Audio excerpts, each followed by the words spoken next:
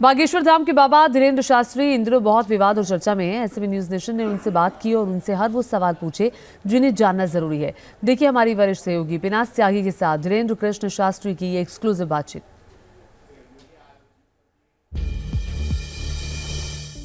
बाबा जी क्यों नहीं आ जाते सामने? बाबा जी क्यों नहीं जाके उनका चैलेंज स्वीकार कर लेते? दिक्कत क्या है? 4 लाख लोगों के बीच और पूरे देश की मीडिया, नेशनल मीडिया आज वहां सामने थी, तो उसमें आज देखा होगा सनातन का झंडा गड़ गया, चुनौती देने वाले के मुंह पर तमाचा लग गया है। और आप हमें सफाई देने की आवश्यकता नहीं है, जिसको जरूरत हो लिंक पर जाकर देख ले। चैलेंज एक्सेप्ट किया है।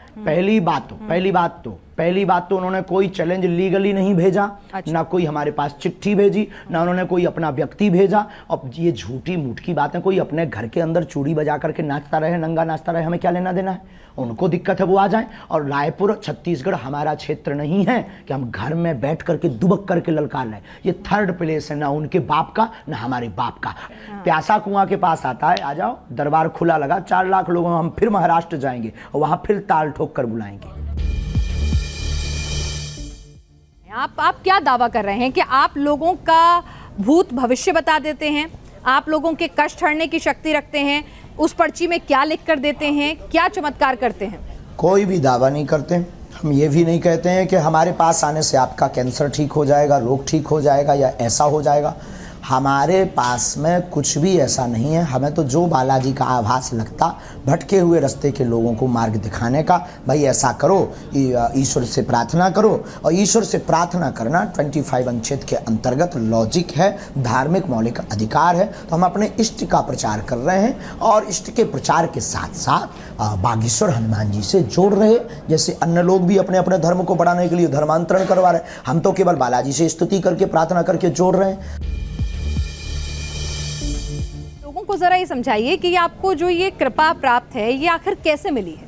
ये कृपा कहाँ से आई है? किस तरह से आपको ये शक्ति मिली है? गुरु कृपा और इष्ट कृपा है। हमारे पास कोई ऐसी शक्ति नहीं है जो हमें दिखाई देती हो, और कोई ऐसी शक्ति नहीं है जिसकी आवाज़ हमें सुनाई देती हो। हमारी गुरु कृपा है, बालाजी की कृपा है। हमें आभास होता है बालाजी की सेवा का। और आपने कहा क्या कृपा है बालाजी की? यही कृपा है। हमारे परंपरा में 3 पीढ़ियों से दरबार लग रहा।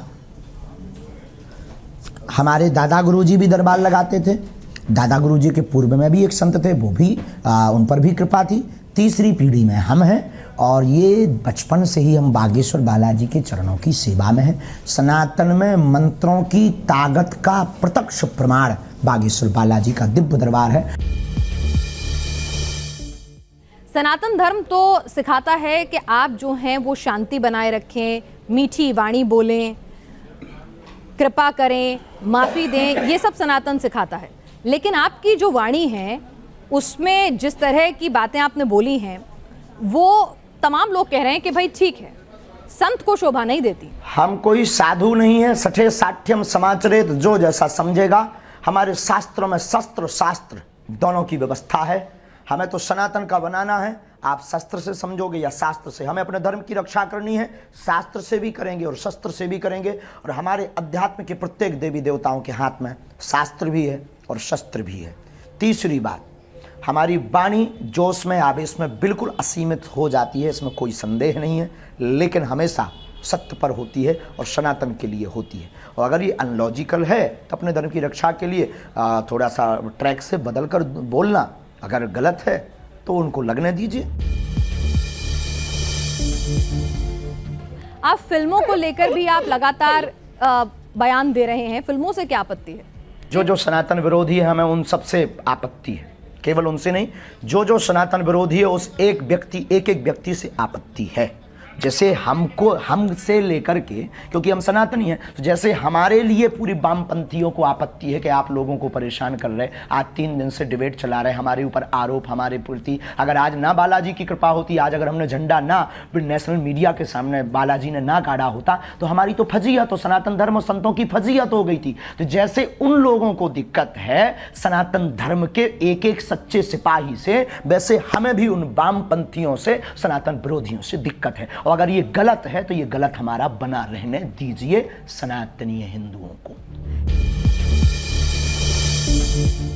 लव जिहाद को लेकर भी बहुत ज्यादा नाराज हो जाते हैं। भाई प्यार तो किसी को किसी से किसी भी वक्त हो सकता है, प्यार में धर्म जाति समुदाय के बंधन बिल्कुल, कैसे? सबके लिए प्यार करना गलत नहीं है, लेकिन प्रायोजित ढंग से प्यार के चक्कर में फंसाकर हमारी बहन बेटियों के 36 टुकड़े करना क्या सही है?